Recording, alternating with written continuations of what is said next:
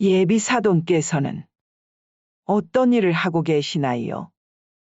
그러고 보니 제대로 들어본 적이 없네요. 시장 근처에서 조그만 노점상 합니다. 아, 그러시군요. 요즘 자영업이 많이 힘들다고 하던데 돈은 좀 되세요? 예비 사돈의 말에는 은근한 비웃음이 묻어 있었습니다. 이렇게 여쭤본 건 아무래도 우리 집안 체면이 있다 보니 집안을 볼 수밖에 없는 것 같아요. 이해하시죠? 그리고 신뢰가 될 수 있는 말씀이지만 결혼식에는 오지 않으시는 게 어떨까요? 저희가 대신 비행기 티켓이라도 사드릴게요.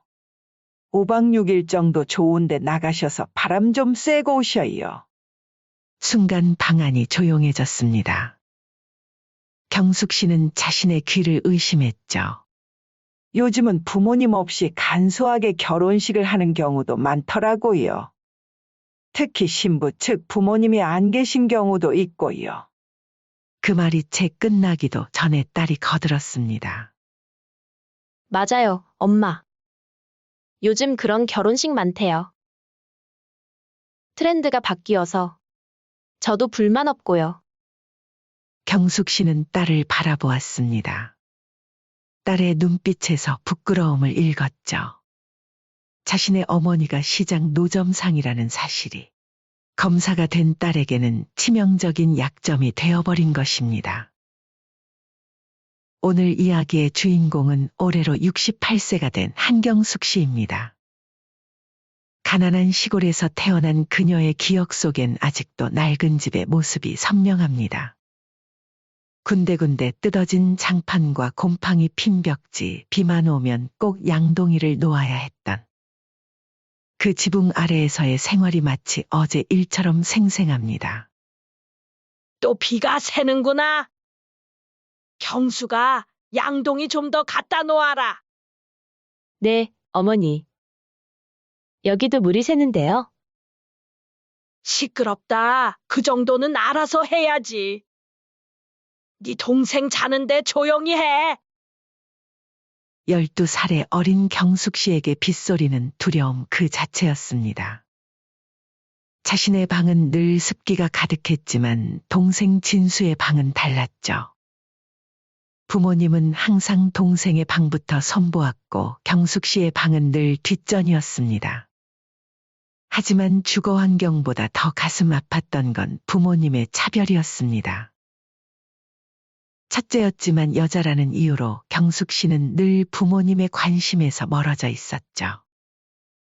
어머니, 이번 시험에서 전교 1등 했어요. 그런 쓸데없는 거에 신경 쓸 시간 있으면 집안일이나 좀 더 도우거라. 경숙 씨는 자신의 성적표를 구겨 주머니에 넣었습니다. 언제나 그랬죠. 자신의 자랑스러운 순간은 항상 동생의 일상적인 일상에 가려졌습니다. 남동생은 학교가 끝나면 학원을 다니고 좋은 신발과 옷을 입었지만 경숙 씨는 제대로 된 교복조차 없이 헌교복을 주워다 손바느질한 옷을 입어야 했습니다. 특히 겨울이면 더 서러웠습니다. 동생은 두툼한 패딩을 입고 다녔지만 경숙 씨는 얇은 외투 하나로 추위를 견뎌야 했죠. 그래도 불평하지 않았습니다. 어린 나이였지만 부모님의 형편을 이해했기 때문입니다. 중학교 때였습니다. 고등학교 진학을 원치 않는다는 부모님 말에 담임 선생님은 여러 번 집으로 찾아오셨지만 부모님의 대답은 늘 같았죠. 선생님, 저희 집안 사정 좀 생각해 주세요. 쓸데없이 딸내미 공부시키자고 찾아오시고. 하지만 이렇게 똑똑한 아이를 방치하다니 너무 아깝지 않습니까? 고등학교도 안 보낸다니요? 여자애는 시집만 잘 가면 되는 거지 공부가 다 무슨 소용입니까? 그날 밤 경숙 씨는 이불 속에서 오랫동안 울었습니다. 공부하고 싶은 마음을 누구에게도 말할 수 없었죠. 다음 날부터 그녀는 학교 대신 집안일을 해야 했습니다. 경수가 밭에 가서 무 좀 뽑아오너라. 네, 어머니. 진수야, 너는 학교 다녀와서 학원 가거라. 다른 일 신경 쓰지 말고 공부나 열심히 해. 땀을 흘리며 밭일을 하면서도 경숙 씨는 멀리서 들리는 교실의 종소리에 귀를 기울였습니다. 친구들이 교복을 입고 등교하는 모습을 멀리서 바라보며 그녀는 가슴 속에 단단한 다짐을 새겼습니다. 내가 딸을 낳으면 절대로 이렇게 키우지 않을 거야. 반드시 공부시켜서 훌륭한 사람으로 만들 거야. 시간이 흘러 성인이 되었습니다. 더는 이대로 살 수 없다는 생각에 무작정 도시로 나왔죠. 하지만 배운 게 없으니 할 수 있는 일이라곤 허드렛 일뿐이었습니다. 식당 설거지부터 시작해서 건물 청소, 공장 일까지. 안 해본 일이 없을 정도였습니다. 아가씨, 이것 좀 해줄래? 네, 열심히 하겠습니다. 일 배우고 싶다고? 그래, 성실해 보이니까 한번 써볼게. 이런 생활을 하던 중에 지금의 남편을 만났습니다. 단골 손님이었던 그는 겉으로는 성실해 보였고 좋은 가정을 꾸릴 수 있을 것 같았죠. 처음엔 다정했던 남편이었습니다. 하지만 결혼 후 얼마 지나지 않아 그의 본 모습이 드러났죠. 술과 도박, 유흥에 빠져 집에는 얼굴도 비추지 않았습니다. 그런 절망적인 상황 속에서 딸이 태어났습니다. 작고 여린 아기를 품에 안은 순간 경숙 씨의 눈에서는 뜨거운 눈물이 흘렀습니다. 이 아이만큼은 반드시 잘 키워야 해. 우리 딸, 너는 꼭 좋은 교육을 받을 거야. 엄마가 있는 한, 내 꿈은 모두 이뤄질 거야. 하지만 남편은 아버지로서의 책임감이라곤 찾아볼 수 없었습니다. 경숙 씨가 식당일, 청소일을 하러 다니는 동안에도 남편은 집에서 빈둥거리거나 도박장으로 향했죠. 여보, 아기 분유값이라도 벌게 뭐라도 해봐요. 하루 종일 누워만 있을 거예요? 야, 시끄러. 어디 여자가 말이 그렇게 많아? 너도 나 지금 한심하다고 생각하는 거지? 내가 알아서 한다고 몇 번이나 말했어? 결국 도박으로 진 빚을 감당하지 못한 남편은 젊은 나이에 세상을 떠났습니다. 하지만 경숙 씨는 눈물 한 방울 흘릴 겨를이 없었습니다. 갓 태어난 딸과 산더미처럼 쌓인 빚을 감당해야 했으니까요. 새벽 시장 노점상이 된 건 그때부터였습니다. 매일 새벽 3시 그녀의 하루는 시작되었죠. 무거운 채소 박스를 나르고 추운 겨울에도 꽁꽁 언 손으로 장사를 했습니다. 엄마, 나 배고파. 우리 딸 많이 배고팠지? 여기 맛있는 거 있어. 엄마는 안 먹어. 응? 엄마는 아까 먹었어. 경숙 씨는 거짓말을 했습니다. 사실 그날도 아침부터 아무것도 먹지 못했지만 딸의 끼니를 챙기는 게 우선이었으니까요. 엄마, 나 커서 꼭 성공하고 싶어.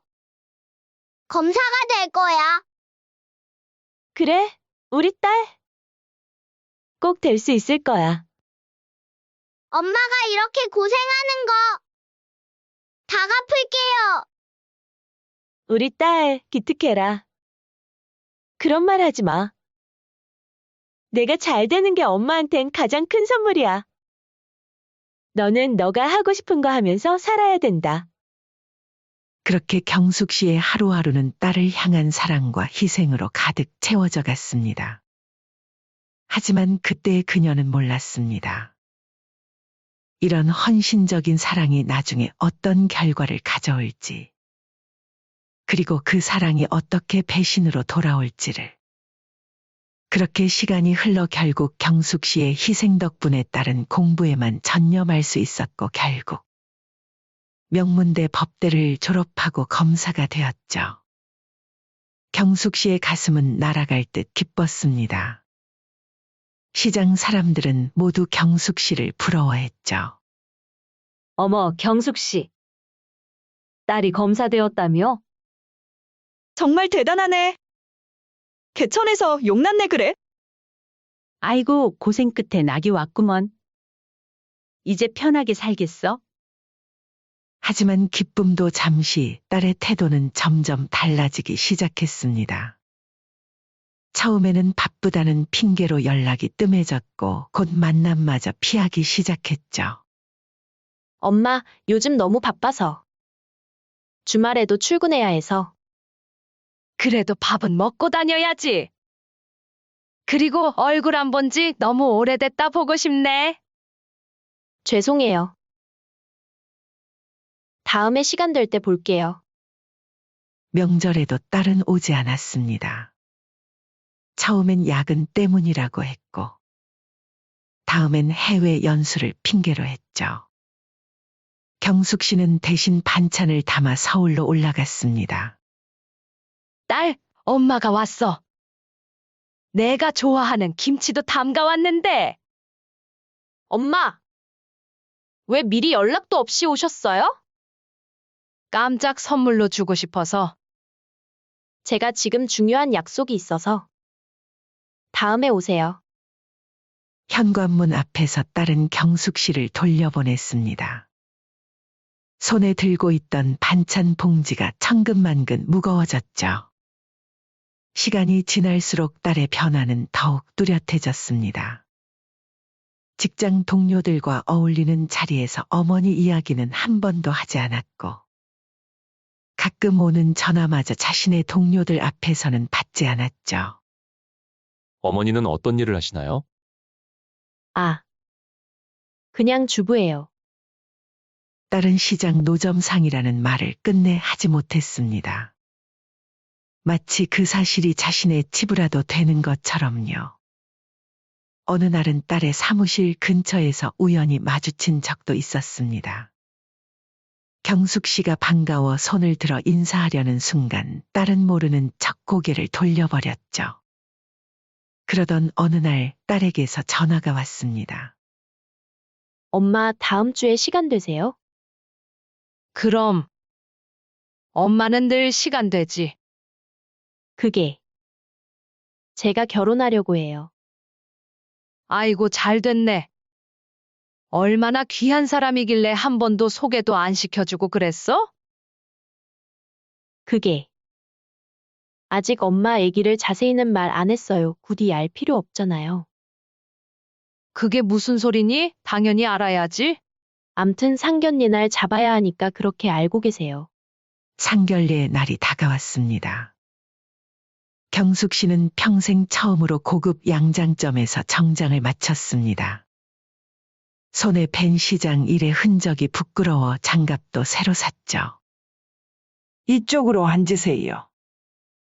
예비 사도는 겉으로는 친절했지만 경숙 씨를 바라보는 눈빛에는 은근한 경멸이 서려 있었습니다. 저희 집은 3대째 법조계에 몸담고 있어요. 제 아버지도 부장판사셨고, 저희 남편도 변호사 출신이죠. 경숙 씨는 말없이 고개를 끄덕였습니다. 예비 사돈의 말 한마디 한마디가 가시처럼 가슴을 찔렀습니다. 예비 사돈께서는 어떤 일을 하고 계시나요? 그러고 보니 제대로 들어본 적이 없네요. 순간 딸이 재빨리 끼어들었습니다. 저희 엄마는 자영업을 하세요. 아, 그러시구나. 어떤? 그냥 소규모로 하는데 맛집이라고 소문도 나고 장사도 잘 돼요. 하하. 딸은 얼굴이 붉어진 채 말을 얼버무렸습니다. 시장 노점상이라는 말이 나오는 걸 한사코 막으려는 듯했죠. 아닙니다. 저 시장 근처에서 조그만 노점상 합니다. 딸이 말을 얼버무리자 경숙 씨는 당당하게 이야기했죠. 요즘 자영업이 많이 힘들다고 하던데 돈은 좀 되세요. 예비 사돈의 말에는 은근한 비웃음이 묻어 있었습니다. 아무튼 이렇게 여쭤본 건 아무래도 우리 집안 체면이 있다 보니 집안을 볼 수밖에 없는 것 같아요. 이해하시죠? 예비 사돈께 신뢰가 될 수 있는 말씀이지만 예비 사돈은 말끝을 흐렸습니다. 하지만 곧 단호한 어조로 말을 이었죠. 저기 신뢰가 안 된다면 혹시 결혼식에는 오지 않으시는 게 어떨까요? 저희가 대신 5박 6일 정도 비행기 티켓이라도 사드릴게요. 좋은데 나가셔서 바람 좀 쐬고 오셔요. 순간 방안이 조용해졌습니다. 경숙 씨는 자신의 귀를 의심했죠.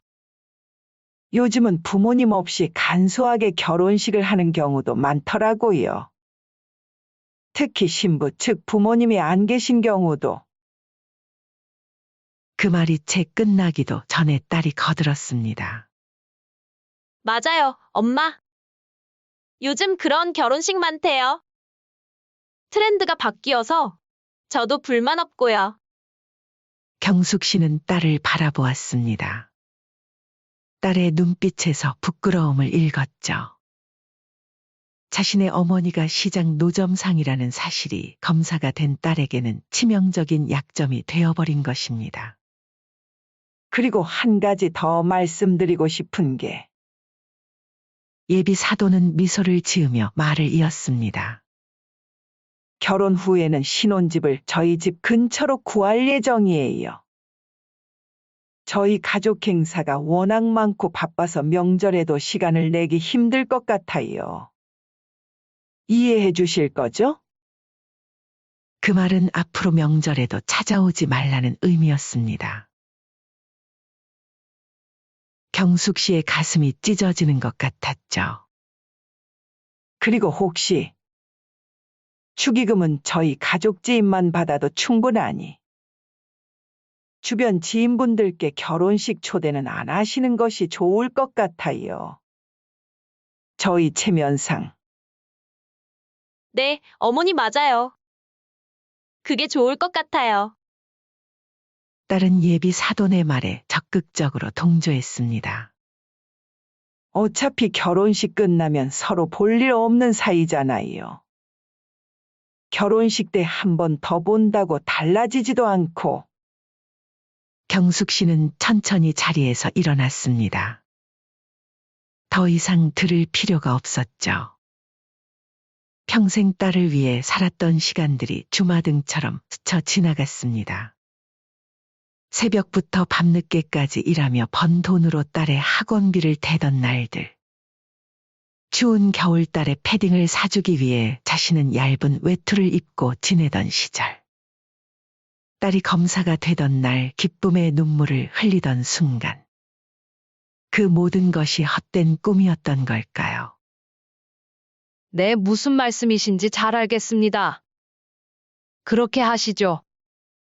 딸이 안도하는 순간 경숙 씨는 마지막 말을 남겼습니다. 아무래도 예비 사돈께서는 저를 부끄러워하시는 것 같군요. 좋습니다. 어차피 이 결혼도 저희 딸이 하는 거니 제가 참고 넘어가지요. 그리고 딸아, 그렇게 내가 부끄럽다면 내 인생에서 사라져 줄게. 그리고 앞으로 나는 너에게 아무것도 바라지 않을 거야. 너도 그럴 거지? 그리고는 가져온 통장도 건네지 않은 채 자리를 떴습니다. 예비 사돈과 딸의 시선이 등 뒤로 꽂혔지만 돌아보지 않았습니다. 어머, 벌써 가시게요. 네, 먼저 일어나겠습니다. 여기는 제가 계산하고 갈게요. 벌이도 시원치 않으실 텐데 저희가 계산할게요. 괜찮습니다. 말씀 감사하지만 마음만 받겠습니다. 평생을 딸을 위해 살았던 어머니는 이제 딸의 인생에서 지워야 할 치부가 되어버렸습니다.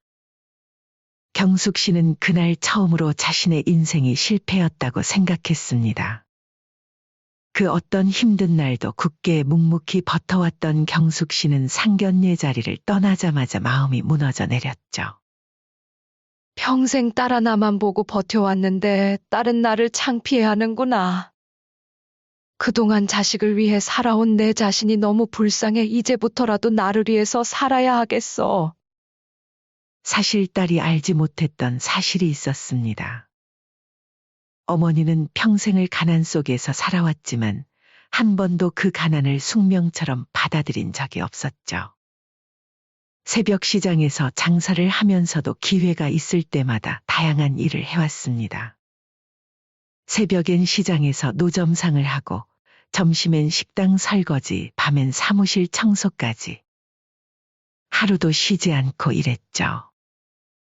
그러면서도 늘 돈을 모을 방법을 고민했습니다. 단순히 하루하루를 버티는 게 아니라 언젠가는 이 가난에서 완전히 벗어나고 싶었거든요. 때는 20년 전 우연히 한 손님에게서 귀중한 정보를 들었습니다. 아줌마, 여기 곧 신도시 들어온다면서요? 네. 무슨 일 있나요? 정부에서 공식적으로 발표하기 전에 미리 사두면 대박 날 텐데. 땅을요? 그럼요. 지금은 허허벌판이지만 10년만 지나도 몇 배로 뛸 거예요. 경숙 씨는 그날 밤 잠을 이루지 못했습니다. 장사하며 피땀 흘려 모은 돈을 전부 털어 작은 땅을 살까 말까 고민했죠.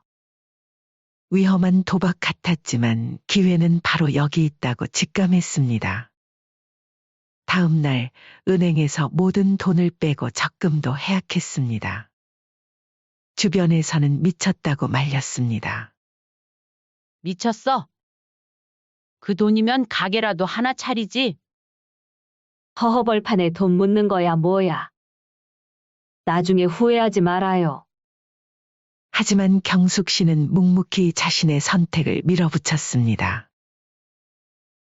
밤낮으로 일해 남편이 남긴 빚을 갚았고 그러면서도 조금씩 땅을 더 사모았죠. 그렇게 30년이 흘렀고 이제 그 땅은 30억이 넘는 가치를 지니게 되었습니다. 우리 딸 결혼할 때 이 땅을 줘야지. 이 정도면 어미 노릇 잘한 거겠지. 경숙 씨는 이 사실을 아무에게도 말하지 않았습니다. 딸에게 깜짝 선물로 주고 싶었거든요. 하지만 상견례 자리에서 딸이 자신을 부끄러워하며 결혼식에도 오지 말라고 한순간 경숙 씨는 마음이 변했습니다. 그러던 어느 날 시장에서 우연히 들은 대화가 있었습니다. 야, 저 로펌 대표 변호사 알지? 요즘 큰일 났다며? 왜?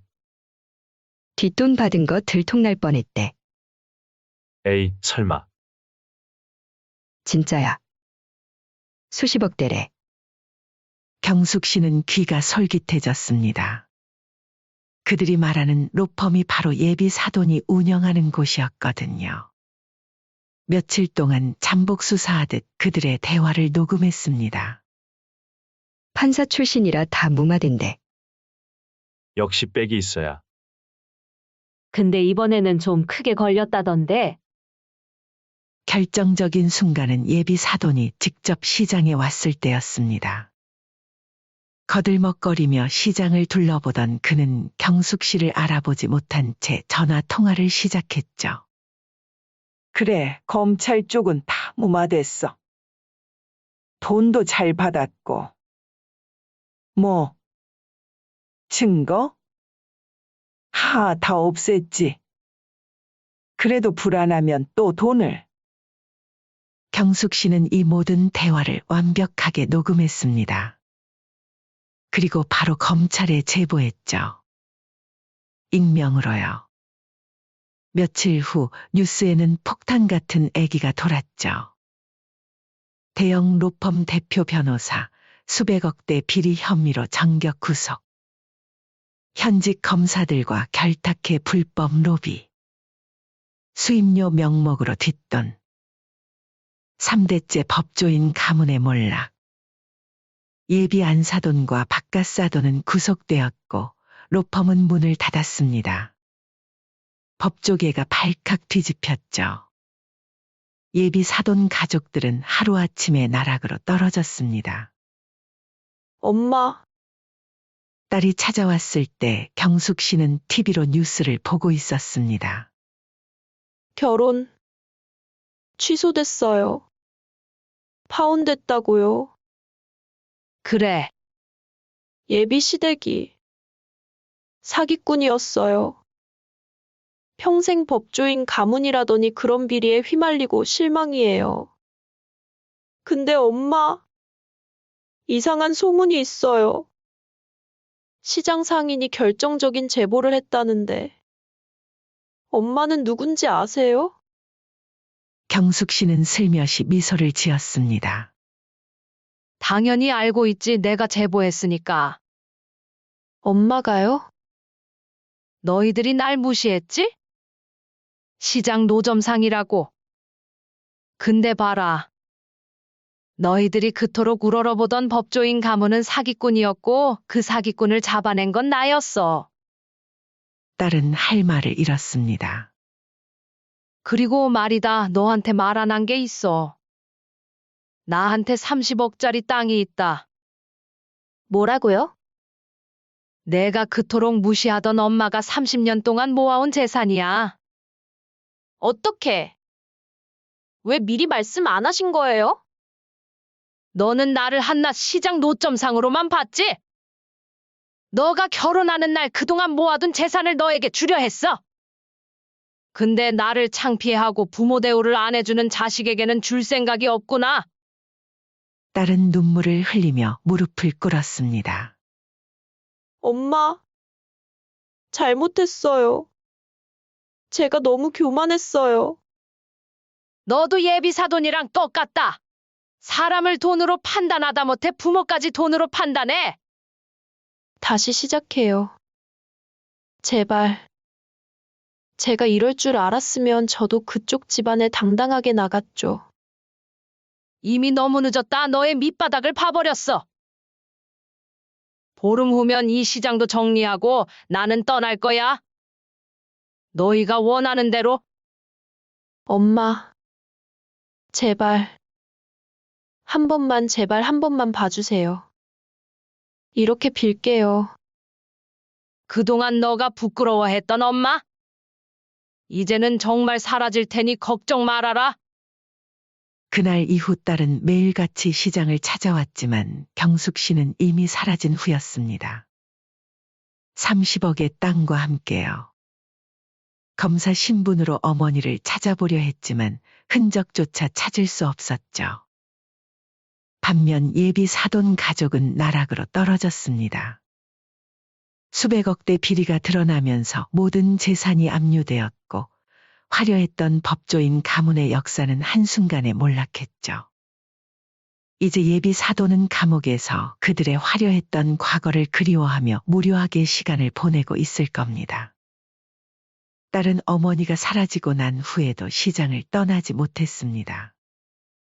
사라진 어머니의 흔적을 찾아 매일같이 시장을 돌아다녔죠. 혹시 저희 어머니 못 보셨나요? 아이고, 그 여자 갑자기 가게 정리하고 사라졌다더니 아직도 소식이 없나? 네. 어디 계신지 아시는 분 없을까요? 글쎄, 내가 듣기로는 땅 팔고 받은 돈으로 편하게 사신다던데. 해외로 떴다는 얘기도 있고 바닷가로 갔다는 말도 있고 소문만 무성해. 땅을 팔았다고요? 확실해요? 아닐 거예요. 그거 저한테 준다 했는데. 부랴부랴 시장 사람들을 수소문했고 결국 어머니가 최근 시장 근처 부동산을 통해 땅을 팔아 30억을 현금화했다는 사실을 알게 되었습니다. 하지만 더 충격적인 소식이 기다리고 있었죠. 경숙 씨 절반 이상을 기부하셨대. 네? 고아원, 장학재단, 사회복지재단에 전부 기부했다고 하던데. 그럴 리가 없어요. 하지만 확인해 보니 그 말은 사실이었습니다. 어머니는 재산 절반을 사회에 환원했던 것입니다. 검사 신분을 이용해 어머니의 행방을 수소문했지만 소용없었습니다. 마치 흔적을 감추기라도 한 듯 어머니는 완벽하게 자취를 감췄죠. 그러던 어느 날 우연히 한 어촌 마을에서 어머니의 소식을 듣게 되었습니다. 혹시 이 사진 속본 보신 적 있으세요? 아, 그 할머니. 저기 바닷가 끝집에 사시는 그분 같은데. 딸은 아기를 듣곤 한숨에 그 집에 도착했습니다. 바다가 보이는 작은 집, 그곳에서 어머니는 홀로 평화로운 삶을 살고 있었습니다. 떨리는 마음으로 초인종을 눌렀습니다. 문이 열리고 애타게 찾던 경숙 씨가 모습을 드러냈습니다. 그녀의 얼굴엔 후회도 미련도 없었습니다. 엄마, 딸이 눈물을 흘리며 말을 꺼내려 했지만 어머니는 담담한 표정으로 말했습니다.